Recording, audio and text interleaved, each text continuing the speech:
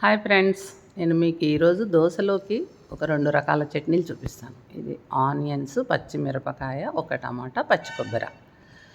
ఇవన్నీ ఒక బౌల్లో వేసి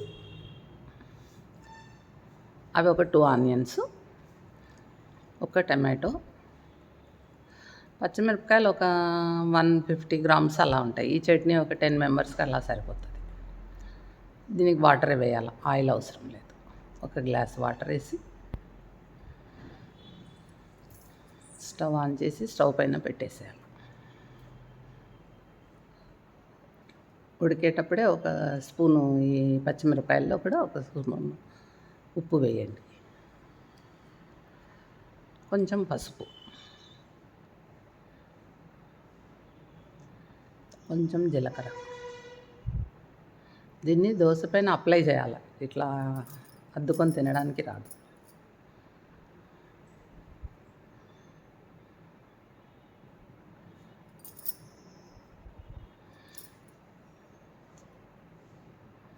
అంటే ఒక 10 మినిట్స్ దీన్ని ఉడికించాలి.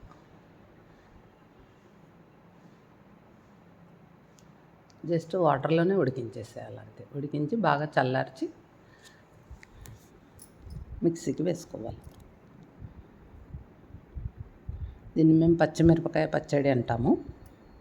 కారం ఉంటుంది, ఆ కారం తినే వాళ్ళకి చాలా బాగుంటుంది.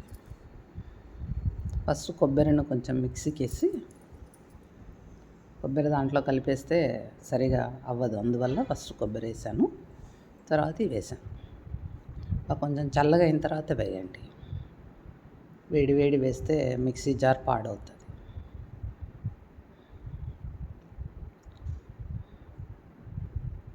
దీంట్లో కూడా మళ్ళీ కొంచెం సాల్ట్ వేయండి. ఫస్ట్ ఒక స్పూన్ వేసాను కదా, ఇప్పుడు మళ్ళీ ఒక స్పూన్ వేసాను. అలా చట్నీ మిక్సీ చేసిన తర్వాత అలా ఉంటుంది.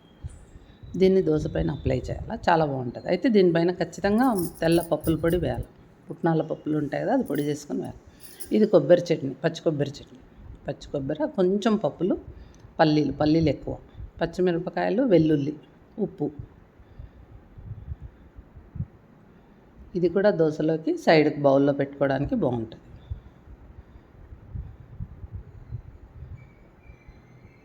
దీన్ని మేము పచ్చి కొబ్బరి పల్లీల చట్నీ అంటాము. ఇది ఇడ్లీలోకి, ఉప్మాలోకి, దోశలోకి అన్నిటిలోకి బాగుంటుంది.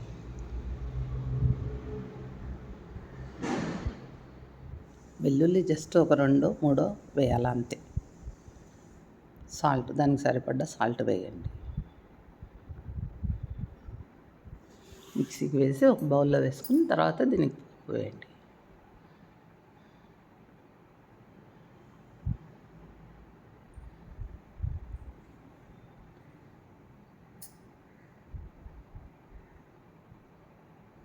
ఈ చట్నీ కూడా చాలా బాగుంటుంది దోశలోకి.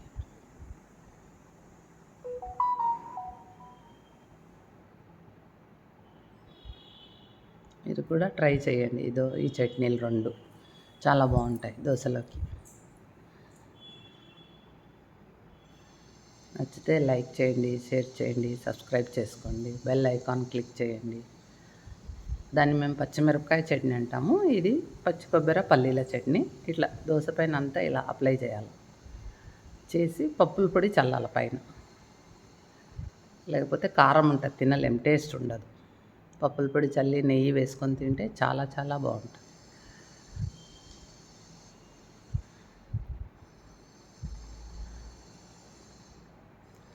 రెడీ, పచ్చిమిరపకాయ దోశ రెడీ. మేము దీన్ని పచ్చి కారం అంటాము, పచ్చిమిరపకాయ చట్నీ అంటాము, గ్రీన్ చట్నీ అంటాము. గ్రీన్గా ఉంటుంది కనుక మన ఇష్టం, ఏదైనా పేరుతో పిలుచుకోవచ్చు. దోశలోకి రకరకాల చట్నీలు చేస్తూ ఉంటాను నేను. ఇంకా ఉన్నాయి నా దగ్గర, తర్వాత పెడతాను. ఇప్పటికి లాస్ట్ టైం ఒకటి పెట్టాను, ఇప్పుడు ఒక 2 వెరైటీస్ పెట్టాను.